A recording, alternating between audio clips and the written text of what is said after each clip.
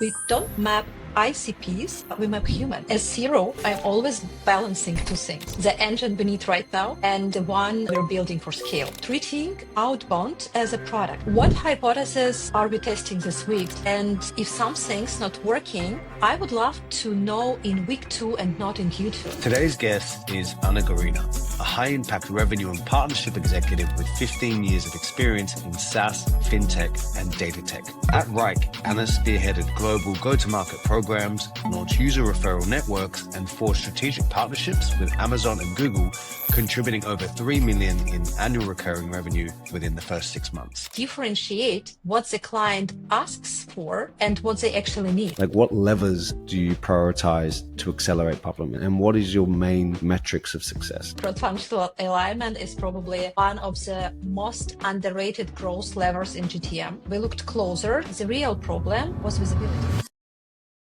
Anna, hello. How are you? I'm doing well. How are you? I'm fantastic.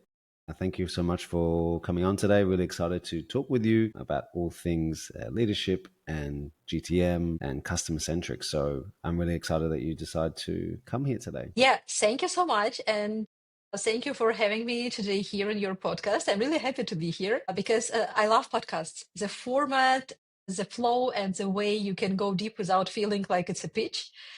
And at some point I thought, why not to be part of one myself? So today I'm here and super excited. Thank you so much. That's great. That's great. So for people who don't know you and don't know anything about you, can you just summarize a bit about your who you are?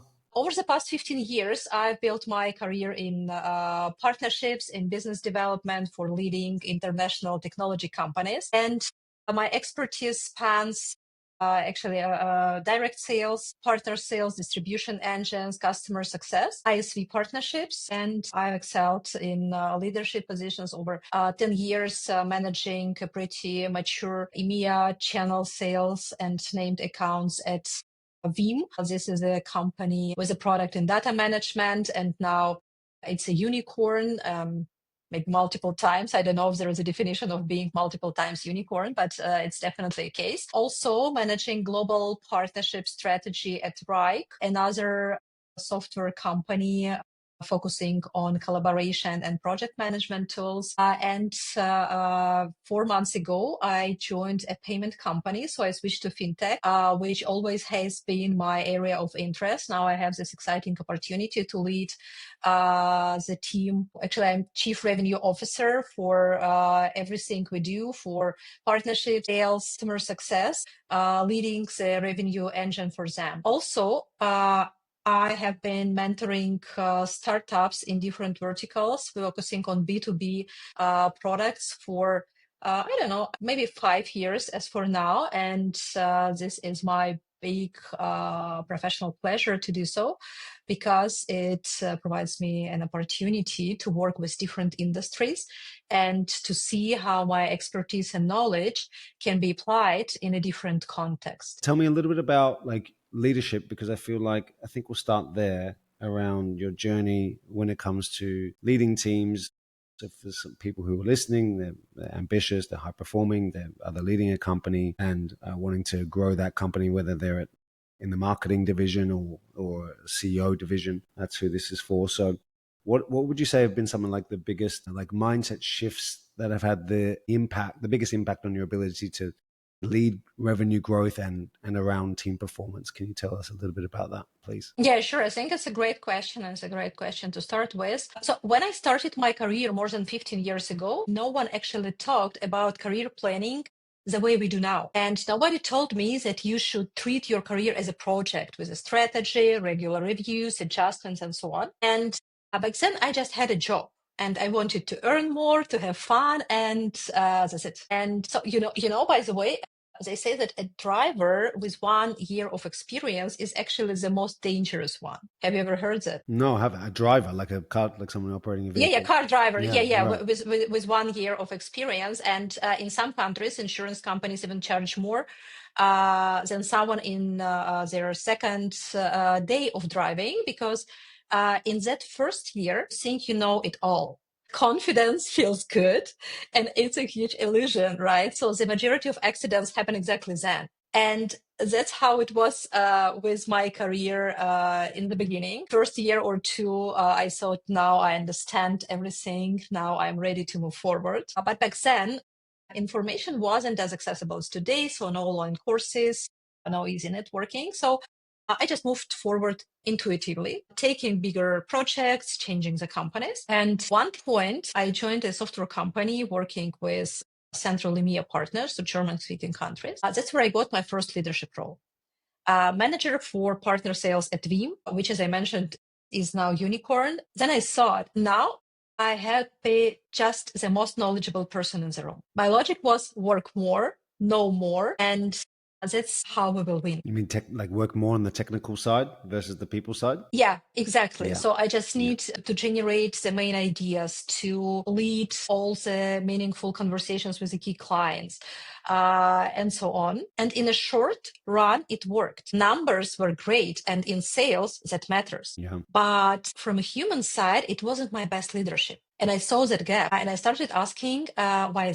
And the next stage was about delegating and growing people through their strengths. It was about not needing to be the smartest in the room, but instead asking the others for their expertise and appreciating it, valuing it. Now it's more about focus, giving the team a clear frame, resources, inspiration, and vision, and being there resource and being available for support. Who knows what the next evolution will be? I'm pretty sure it will be different again. Definitely. I really resonate with what you were saying about, you talked about sales. Obviously, that is the function of sales, right? It's performance, metrics, revenue, and it's super important. You cannot be overlooked. But it was interesting to see your journey when you said something stood out for me when you were saying when you're working with people, when you were working in the leadership role, your first leadership role, you wanted to kind of be the best, but then you realize, okay, how do I get the best out of my team? And I remember I went to a course of very long, probably like, I don't know, 10 years. And it was something that I heard it once and it stood out for me. It was the smartest people actually ask the smartest questions. And I think this is kind of when it comes to, you talking about leadership, is like, how can I actually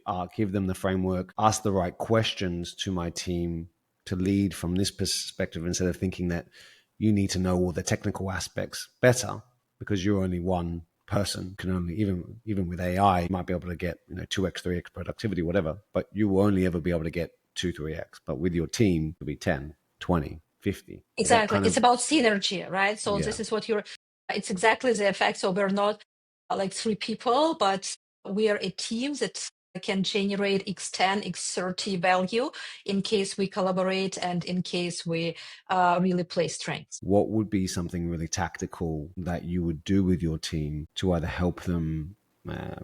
Maybe it's asking the right questions. Maybe it's providing the framework of setting targets or goals. Like, what is something really tactical that someone could take away and be like, yes, okay, I understand exactly what I could do in this scenario? Exactly.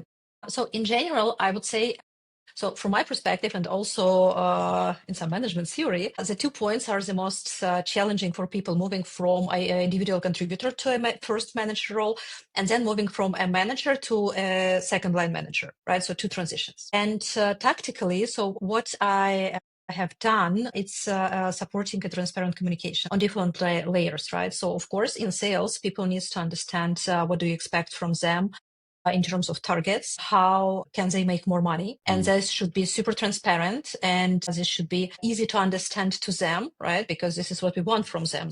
We want them to bring clients, to bring revenue. And also I have to provide them all the support they need, right? So from different aspects. The second one is the communication, right? So communication is king, key, etc. So everyone has heard that, but what does it mean? So people can tell me anything. They can come to our one-on-ones and tell literally anything, any concerns, any questions, any feedback, anything, and we can discuss it openly. Same to me, right? So I can also come with feedback timely and discuss it. As a team, we can also share different cases, not only best practices, but also failures, right? Definitely everyone can fail, and everyone in sales has tons of experience, not only on closed won deals, but also on closed lost deals. And the ability to reflect on that. And I would say that's the most important things I would highlight. Best sales job I had was, which relates to this, was I was doing new business development. And in that new business development, it was the most clear strategy I've ever had this was all about like, you've got to hit 3 new businesses a month or a quarter. I think it was smaller businesses, not super high, but it was super clear. And it's like, if you exceed this particular target, you will get your bonus. And I think that's when I thrive the most. Obviously, new business is much easier to measure than sort of like if you're an account executive and then you're trying to grow an existing customer base, it can be more complicated. But I found that for me was like the most clear and obvious. And I think that, as you said, that simplicity makes it so much easier for someone to understand, okay, I know I need to do this. So how do you, if we're going to switch a little bit into, I want to ask some kind of questions about like CRO and like what you think a good CRO should look for. And what are some of those like big ticket things that you're trying to bring to your team in terms of when you're setting strategy? What do you care about on the day-to-day level? Yeah, great question. So as CRO, I'm always balancing two things. The engine we need right now to achieve and overachieve our targets for the quarter, for the year, and the one we're building for scale. And when it comes to accelerating pipeline, I usually look at few levers in this order. First, it's focused targeting and real outreach. So we go narrow and relevant. We don't spray and pray, but understanding who the decision makers are, how does the decision making process look like, what do the customers care about, and speaking their language. So we don't just map ICPs, but we map humans, even in B2B, right? So humans work with humans. Second is treating outbound as a product. What hypothesis are we testing this week? This is back to our talk with you. So, for example, a recorded podcast versus LinkedIn live stream, right? So, two hypotheses. We're going to test this and then see what works best. In my case, what's the reply rate, conversion rate? What are the learnings from every touch point? And so for example, we look at cold outreach now, like it's a live experiment, and we measure the main metrics. We adjust hypothesis, and this leads to the third point, speed to insight. I'm really obsessed with how fast we can get feedback from the field. And if something's not working, I would love to know in week 2 and not in Q2. And I want my team to feel empowered to flag that early. I think you also asked something about the metrics, right? Yeah, I think you answered very interesting actually. Like what you're saying is that you don't just care. Obviously, you're managing the whole level from top to bottom, where someone, say, different roles would be caring about the now, but you have to care about the now and the future. Exactly. Yeah. Especially considering the average deal cycle, right? So it can be different from product to product, but one of the main differences between B2C and B2B is exactly the longer deal cycle, because more people are involved in a decision-making process and so on. For my companies, for now, we have a deal cycle 3 to 6 months, which means that if I'd like to achieve and overachieve in Q1, now is the right time to build a foundation, to build pipeline, so that we can move forward. And same relevant to Q2, Q3, etc. So you have always this gap of your deal life cycle. And I think when it comes to, like, you also talked about scaling outreach, which I thought was really interesting, because you said that was the other part that you said was today, and then this, what is the most scalable version of that outreach? So how do you, like, what levers do you prioritize to accelerate pipeline, and what is your main metrics of success? So in pipeline, I think it's pretty easy as to metrics. It's revenue, of course, right? So what's the expected revenue? It's some reply rates, quantity of conversations per week, time from cold to qualified, time to closed won, win rates by segment, and conversion point across the funnel. And so talking about metrics, I think it's a pretty common metrics for revenue engine. Right, brilliant. And you talked about translating client language insights into to impact messaging and outreach sequences. How do you do that? So if you're thinking about taking your existing ICP or your demographic, you talked about, which I like, talked about it being not about just the ICP, but about the human, about the person that you're actually conversing with or having a conversation with. How are you translating those insights into messages? What are some things that you're doing, or at least that you're thinking about when you're doing it, more as like a framework? Yeah, sure. So it's also a great question to think about it, but only as a part of GTM, right? But I think it's an important one because evil is in details. So for me, being customer centric, it's not just about having the right ICP on paper, because now I think everyone does it, right? So it's not so complicated. It's about speaking client's language, as I said, so that they actually feel, okay, she gets us. And of course, it starts with the defining ICP and mapping the key contacts who are in. Okay, let's say we have our ICP. We understand the audience, and then we go and we create a contact map. Key contacts within ICP. This is specifically relevant for B2B because if you're working with B2C, usually you know your end users. There is not as complicated decision-making process in business. So in B2B, who is in the buying committee, who influences the decision, and who signs the deal? It's important to understand. And then comes my favorite part, listening to how they talk. The exact words and verbs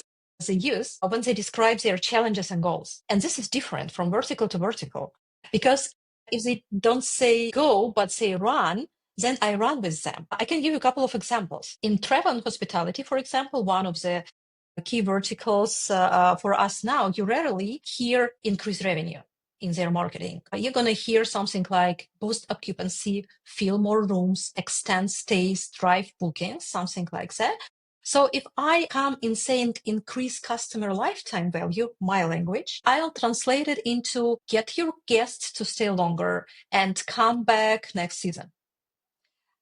Same meaning, but now it feels more native to them. In creative industries, agencies, design studios, media companies, they don't talk about sales enablement or process automation. They say free up brain space, streamline workflows, bring ideas to life faster, and so on. And I wouldn't pitch CRM efficiency, for example, but I would pitch more time for work you love, something like that. Even in payments, my current world, I adjust the lens depending on the vertical. A gaming company might care about instant payments and player loyalty. A travel platform cares more about frictionless bookings and global acceptance. And underlying capability is the same. The way I talk about it is not. I think this is such an, like, it can seem obvious, like when you say it out loud, but then when you start to actually break it down, I think it provides such a unique insight to how B2B companies should be thinking about not just their messages, their sequences, but it ties back into their whole marketing campaign. Like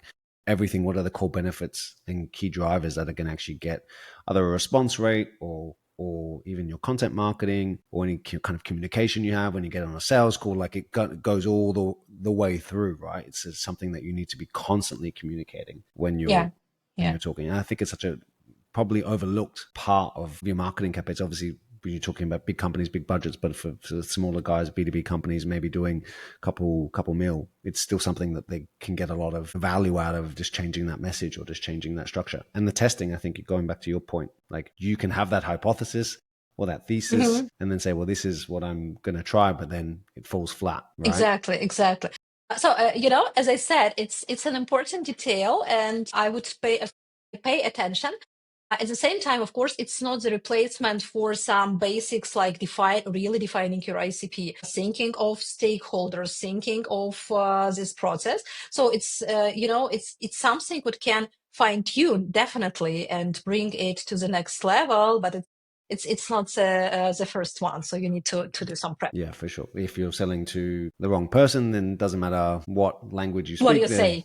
Yeah, they're not going to be interested, right? Tell me a little bit about that. That's an interesting point, actually. Tell me about, like, how do you start to look at, you talk about when you're targeting, obviously, probably your larger clients, or depending, again, it does very much depending on how big the sale would be, how much time and effort reward. Like, for example, when I was working for Coca-Cola back, like we would have all the decision makers would know all their buyer types. We would know what they like, what they don't like, personal level. Like we would have custom like folders of like really like literally old folders, not on computers, even though it was around the computer age, but folders of stuff that would be just related to that client, how they should be pitched. Should there be like 1 page, 2 pages? If you're pitching to a different client who maybe they're more finance driven, but I don't want to kind of take away from, I'm curious, like do you guys do some of that stuff? Is that still important today when you're looking about decision makers and many different people in the buying process after obviously you've gotten to them? Is that something that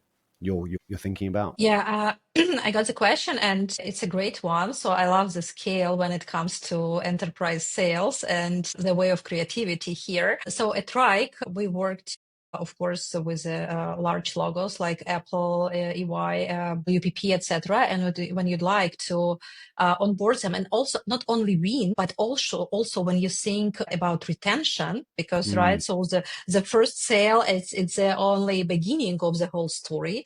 Yeah. Then you are more about retention and being considered as a strategic partner to them, not just another tool. Because as for now, we have ecosystems, right? So one tool or one product doesn't resolve all the challenges and issues a modern business has. And it also relates to the collaboration between sales and marketing. You're right.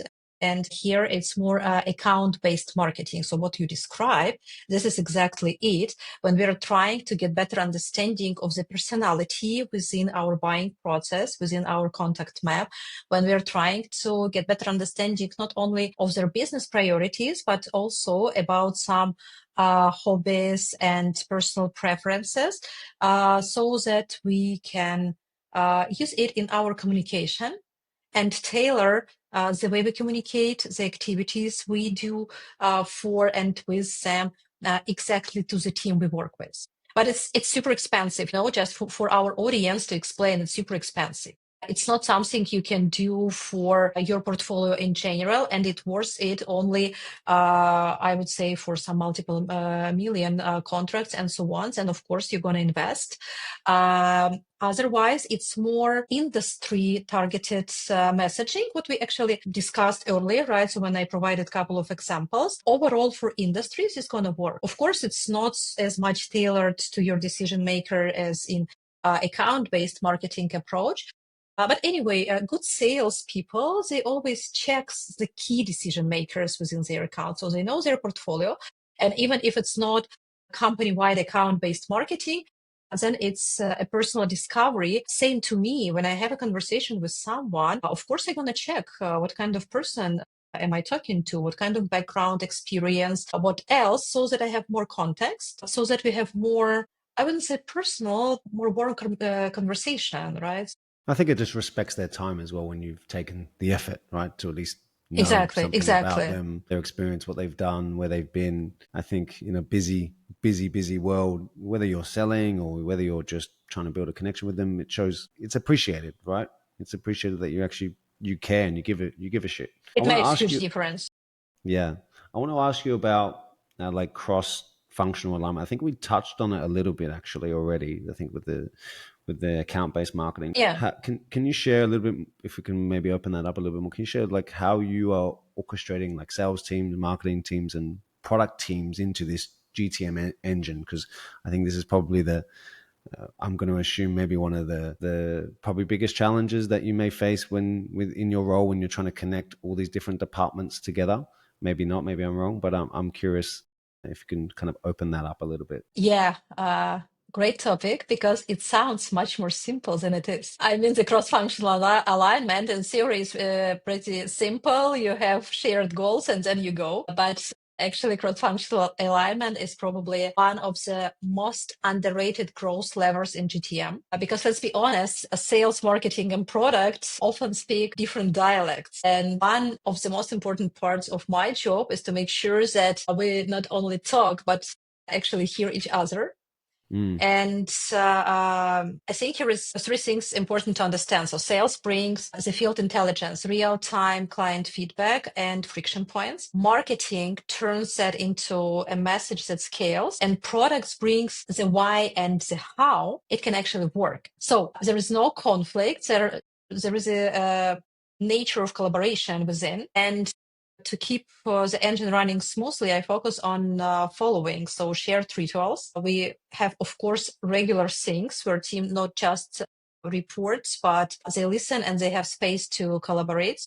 More about how the meeting is structured, right? So if we have this, if we literally push people to collaborate, to discuss, and to provide their input, it works much better. And shared outcomes, of course. Not just sales hits quota, but shared metrics by segment, but by campaign, by GTM motion, where we really assess sales outcomes, marketing effort, and how do the product metric looks like. Here, by the way, one of my favorite lessons came from a product colleague who said, differentiate what the client asks for and what they actually need. I don't know, have you ever faced it? Yeah, I can't remember where I heard it, but that lines in my head is like, it was more about sales. It was like you must sell the client what they want, but when you deliver, you must deliver what they need, because that won't give them the outcome. So it's like the sexy message might be get more leads, but the thing might be consistent outbound, or the thing that no one wants to do, but it's not sexy. So it doesn't fit in a marketing message, but it delivers what they need. Is that kind of is that how you relate it back as well? Yeah, and I can give you also another example. So at Rike, in a project management context, a client kept asking for more custom fields so that they create custom flows within the product, and a flexible task view so that they configure them. At first glance, it sounded like just another user experience and user interface tweak. But then we looked closer together with product team across support tickets, sales calls, feedback.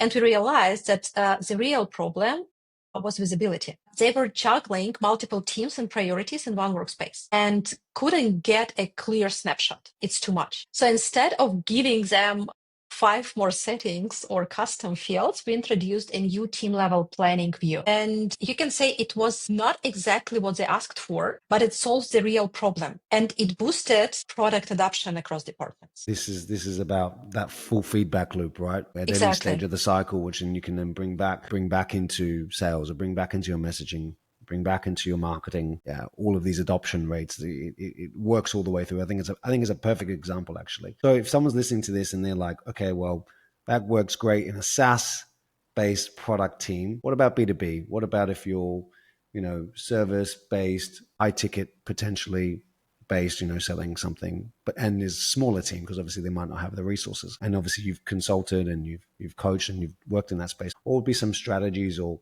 some ways that can adapt to that particular market? Yeah, I think it's all about curiosity, and you probably have heard about a pretty simple but powerful exercise of 5 why. When your client is asking you for something, you keep asking why.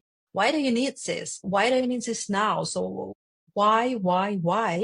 And then you can actually get better understanding of what actually they need, right? Because in my example, it's the same. So they come and ask you for some fields. And if you don't ask anything further, then you just submit a product feedback and request for 5 more fields, which are going to make product structure more complicated, which are going to create more work for your product team. Let's say they accept the request and they start execute immediately. And later, most likely, the client going to come, I need 5 more custom fields or something. But when you ask why, then you get better understanding. We're just too many people in one space. We don't understand what's going on. We need to build a transparent flow to see who's responsible, what's this project status, and so on. And then you're okay. Then I have at least something I can discuss internally to see what's the best solution we can scale for other clients. Because you're not, most likely, if it's not a custom product, and now the companies are not focusing on something, they're going to customize for every single companies. Again, if it's not Apple or some other super high amount. But in general, for the market, you'd like to deliver something a lot of clients or maximum of clients can use. So then you also try to understand if you can scale the solution and if this is exactly the answer to multiple requests. I love that. 5 whys is just going deeper, right? Understanding what is their real outcome here. What are they actually trying to achieve versus, we've all used products and SaaS products and things, and you're like, well, I wish this could do this, but is it a nice to have? Is it something that actually is going to move the dial?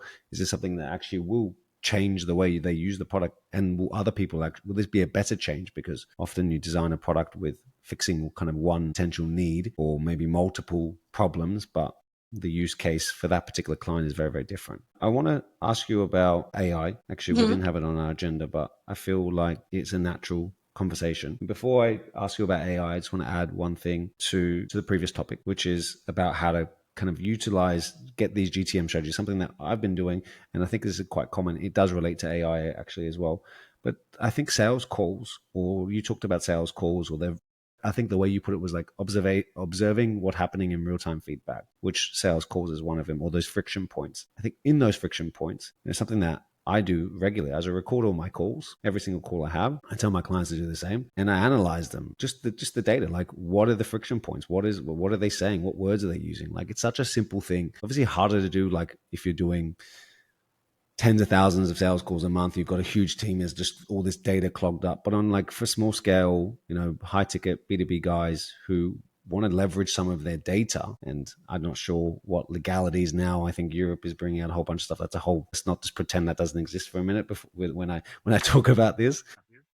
Like sales calls, all your data is in those sales calls, all those friction points, all those objections, the successful ones, the failed one, or the not closed yet. All of them can be used to then rewrite content, to do some marketing message around that, to come back to them and go, well, listen, I solve this problem. I think that's such an important thing, that maybe something so simple now you can do super easily, whereas before you might need to like take the notes and remember, but you don't get Exactly. the actual language, the words that they say that's actually coming out of their mouth. I think that's such a powerful little hack, which I just wanted to add. Yeah, you're right. And it's super important to me to have the insights. Then it comes a question. You're talking about your personal example, and you're doing an excellent job in recording and then keeping your key insights. So what if you have a team of 10, of 20, of 30 salespeople? You do not have any capacity to even to listen to one call from everyone. And back to AI topic, the great thing about this, that it's your copilot that can help you to see so many insights, summaries, and so on. So you don't really waste time on that, and you can focus more on execution strategy and so on. And actually, yesterday I had a call with a friend of mine who has a AI-based product for salespeople. What they do, they analyze the recordings with AI, and based on the desired sales call structure, they're going to provide you insights on the salesperson performance in particular categories. And his key insights, first one is that the majority of companies, after they start analyzing their existing sales call structure, they change it. Yeah.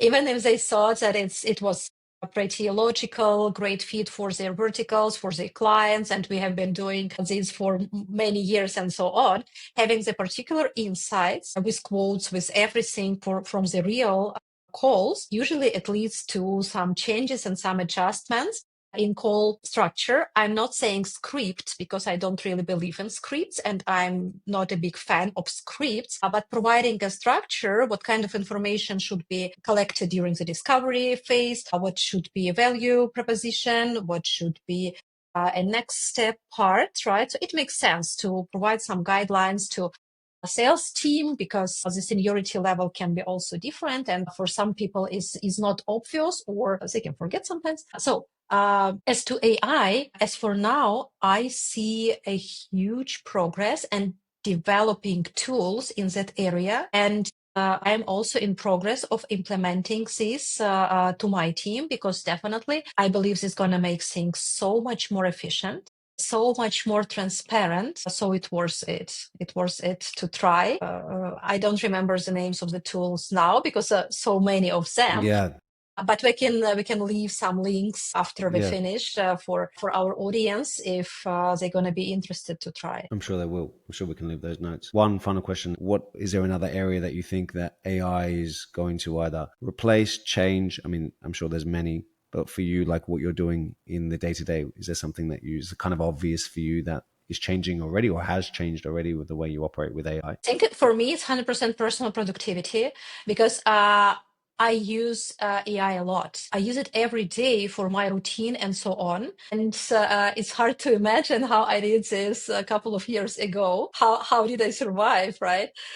But now I see this as a huge opportunity, at the same time, a big challenge for critical thinking. I have discussed this with some AI experts, so people who deep dive into AI part, and this is exactly a big challenge. So if you rely on AI too much, and if you do not challenge it for proof of information and so on, of course, you're going to get so many mistakes, so many irrelevant information, because, for example, ChatGPT provided me several times with, let's say, McKinsey report that has never existed. Never. So you're trying to follow the link, nothing, and you're just trying to search by name. It just doesn't exist because ChatGPT created it especially for you to confirm your hypothesis or something, or your presentation. Bias. Exactly. Or your presentation. Yeah, exactly. That kind of research exists, especially for you. You're, wow, how can it be possible? But then you just realize that it's not true. I mean, copiloting 100%, but the critical thinking is still something what's on us. Thank you so much for coming here. And I really, really enjoyed that. It was amazing. I really appreciate you sharing your knowledge and all the examples and just the diligence you brought to get today. So thank you for that. I'm sure people are going to really get a lot from it. Thank you so much, Nas. I have the feeling that we could talk many hours more, and thank you for this super safe environment and for this really interesting discussion, questions. I appreciate this, and thank you so much. My pleasure.